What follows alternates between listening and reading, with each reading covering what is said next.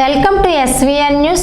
గతంలో సూపరింటెండెంట్ ద్వారా వెరిఫికేషన్ చేసి 15,000 రూపాయల పెన్షన్కు అర్హులని సర్టిఫికేట్ ఇవ్వడం జరిగింది. అలాగే కొంతమందిని తప్పించడం జరిగింది. కావున ఈ విషయంలో ప్రభుత్వం చొరవ తీసుకొని అర్హులైన ప్రతి వారికి 15,000 రూపాయలు ఇప్పించవలసిందిగా విశాఖ జిల్లా పోరాట సమితి అధ్యక్షులు అక్కిరెడ్డి అప్పారావు వినతి కోరటం జరిగింది.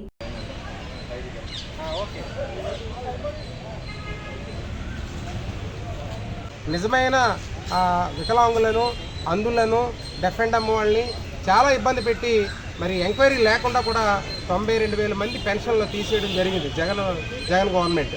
మరి ఎన్డీఏ కూటమి రాకముందు ఎలక్షన్స్లో మాకు చాలా విషయాలు చెప్పారు.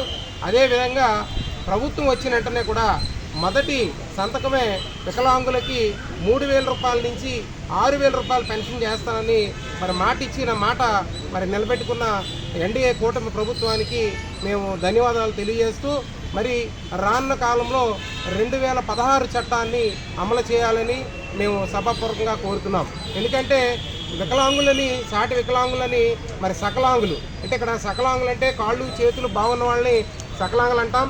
మరి మీ కాళ్ళు చేతులు బాగోలేని వాళ్ళని వికలాంగులు అంటాం.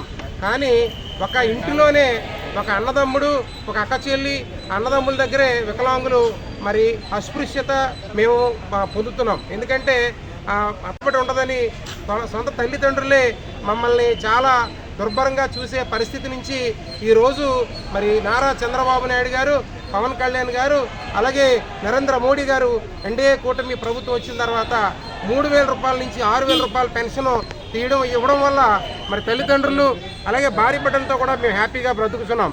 మా కోరిక ఒకటే, ఎందుకంటే ఏ పోలీస్ స్టేషన్కి వెళ్ళినా ఎక్కడికి వెళ్ళినా చాలా మరి ఇబ్బందులు ఉన్నాయి. వికలాంగులని సరైన ఆ చట్టాన్ని అమలు చేయలేకపోతున్నారు. పోలీసు వారిని ఒకటే కోరుతున్నాను, 2016 చట్టాన్ని మీరు అమలుపరచాలా.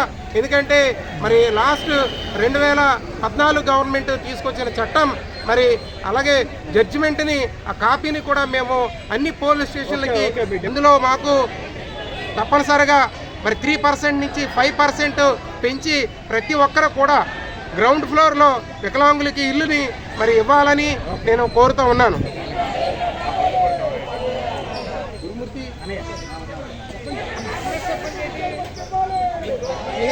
వికలాంగుల హక్కులు పోరాటం మాదిగ స్టూడెంట్ ఫెడరేషన్